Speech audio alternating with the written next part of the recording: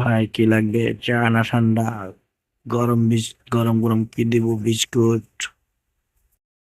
সারাদিন আর বিস্কুট দেনছে, চা দিয়ে সবাই সবাই খাই।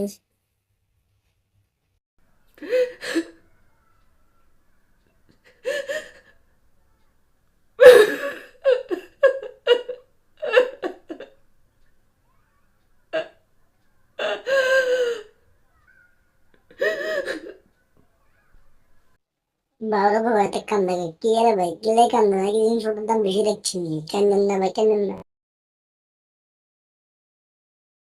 ও ভাই রে ভাই কান দেখি আর সাথে দাঁতে ব্যথার যন্ত্রণা রে ভাই দাঁতে ব্যথার যন্ত্রণা। কান্না করো না ভাই, আর সকালবেলা দিয়ে বলে আমার দাঁত মাজো, ভালো ভালো দাঁত মাজন ব্যবহার করো তাহলে সব ঠিক হয়ে যাবে। তার চেয়ে ভালো তুমি আদার নুন দিয়ে গরম পানি করে খাও, কুলি করো, তাহলে আমার মনে হয় একটু ভালো হবে। কান্না করো না ভাই। কি ভাবছেন? ঠিক তাই, আপনারা যা ভাবছেন আমিও তাই।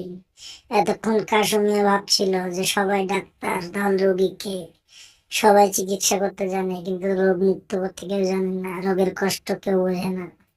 তাই মনে মনে সে ওটা শয়তানের চিন্তা মাথায় আনলো।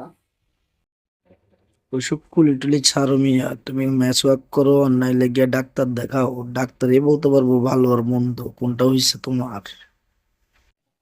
আরে ভাই আপনাদের কথা এতক্ষণ শুনতেছি, আলি বালি ছালি দিয়া বাসছিল, খালি দিয়া দাঁত মেজে দাঁতের নিকেল নষ্ট করে ফেলাইছে, দাঁতে তো কষ্ট পাইবই। দেখি আমার এই ওষুধটা একটু ব্যবহার করে দেখো, ভালো লাগলে আমাদের জানাইও।